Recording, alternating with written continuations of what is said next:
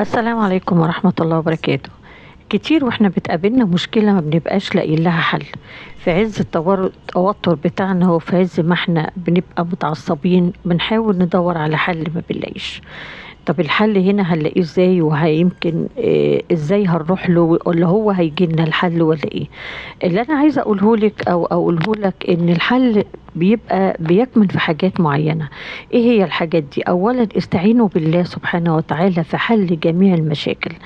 ثانيا ان انا لما يبقى عندي مشكلة اما اجي احكيها لازم احكيها لحد انه يساعدني على حلها، مش لمجرد ان هو يسمع مني وخلاص وممكن ما يكونش عنده حل، وممكن يبقى حله مش يعني. انا لما اجي اتوجه لحد طبعا انا بتوجه لله سبحانه وتعالى الاول في حل اي مشكلة بتقابلني فيها، ولكن بعد ربنا سبحانه وتعالى ثم اجي الجا لحد الجا لحد يكون عارف ازاي يحل المشكله معايا، حد يكون عنده راي، حد يكون عنده شورى كويسه عشان يساعدني على حل المشكله.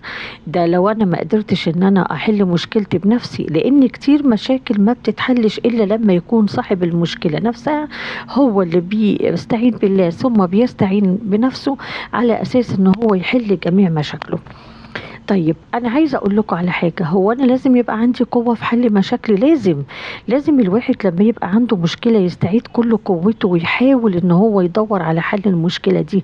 احيانا الضعف بيخلي الواحد يعني بتبقى مشاكله كلها بتبقى الحل بتاعها بيبقى موجود قدامه، لكن للاسف الشديد هو مش عارف يحل لانه هو حس بضعف. اوعى تضعف او اوعي تضعفي في حل اي مشكله بتواجهك.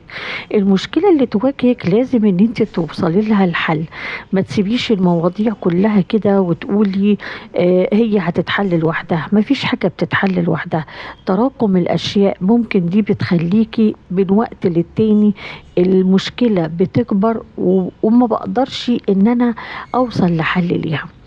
لازم يبقى عندي قوة تفكير، لازم يبقى عندي عزيمة، لازم يبقى أنا كمان قوية في إن أنا أدير مشكلتي كويس قوي.